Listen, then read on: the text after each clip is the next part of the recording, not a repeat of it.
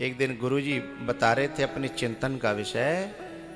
एक बहुत बड़ी जगह संत सम्मेलन हो रहा था, उसमें एक श्रुति पर चर्चा चल रही थी। नायम आत्मा प्रवचनेन लभ्य न मेधया न बहुना श्रुतेन। और नायम आत्मा बलहीनेन लभ्य, ये आत्मा कमजोर व्यक्ति को नहीं मिलती, ये बलवान को प्राप्त होती है आत्मज्ञान।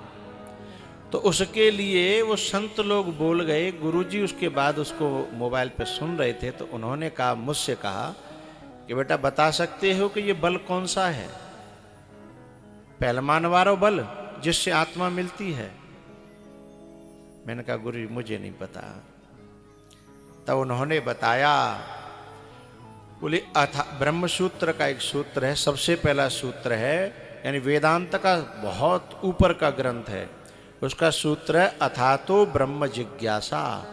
यानी साधक की अपनी आत्मा को जानने की तीव्र प्यास ही उसका बल है। भगवान को दर्शन की प्यास ही उसका बल है। उस बल के बिना न ब्रह्म ज्ञान होगा, न परमात्मा प्राप्ति होगी, न आत्मज्ञान होगा। इसको रामायण में कहा है, सुमति क्षुदा बाढ़त नित नई और विषय आस दुर्बलता गई।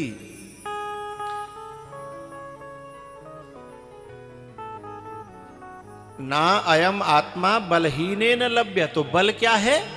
भीतर की जिज्ञासा, भीतर की प्यास। अब ये जो प्यास है ना भैया, ये प्यास कहां जगेगी? अब ये पूठ कला की गलियों में से निकल के आए थे, माँ तो जो प्यास जगेगी नहीं। माँ तो बस कोई पूछेगा तो यूँ पूछेगा, खाना खा लिया?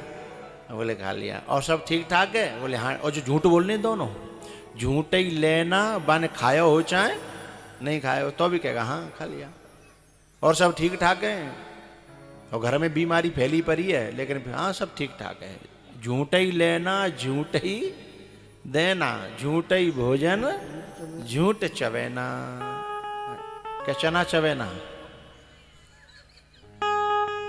झूठ ही भोजन झूठ चवेना। अब वहां थोड़ी ये प्यास जगेगी।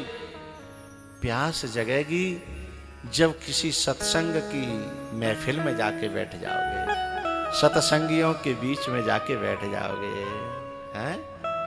तो ये प्यास जगेगी। और वहां से तुम्हें खोजता खोज, जब ये प्यास जगेगी ना, ये माताएं यहाँ बैठी हैं जिनके छोटे छोटे बच्चे हैं, अथवा वृद्ध माताएं बैठी हैं जिन्होंने बच्चों को पाल के बड़ा किया है। ये माताएं बताएंगी, इस बात की गवाही देंगी हाँ या ना में, एरी मैया तुम्हारा छोटा सा बच्चा, तुम्हें कहीं ड्यूटी जाना पड़ा या कहीं बच्चे से तुम दूर हो और दूध पिला के आई थी उसे, जब से तुम्हें 3, 4, 5 घंटा है गए। अब बच्चे को दोबारा भूख ले आई और बच्चा और कुछ अभी खाता पीता नहीं है, केवल आपका दूध पीता है माँ का। तो जब माँ का दूध पीता है और उसे भूख लगी हो और वहां वो रोना प्रारंभ करे भूख के मारे, चाहे आप 100 किलोमीटर दूर हो, तो सच बताना आपको पता चलता है कि नहीं चलता है? जोर से बजा, पता चलता है तो? कैसे चल जाता है? वो एक अलग तार है। और फिर माँ वहां रुकना नहीं चाहती, चाहे करोड़ों की संपत्ति पड़ी हो, मुझे नहीं चाहिए, हैं? मुझे मेरे बच्चे के पास जाना है। वो भूखा रो रहा होगा और कभी कभी तो उसके स्तनों से दूध झरने लगता है, क्योंकि वो प्यासा है ना वहां, वो भूखा है ना वहां। तो माँ दौड़ पड़ती है, जैसे रमाती हुई गाय बंधे हुए बछड़े के पास दौड़ पड़ती है ना, हैं?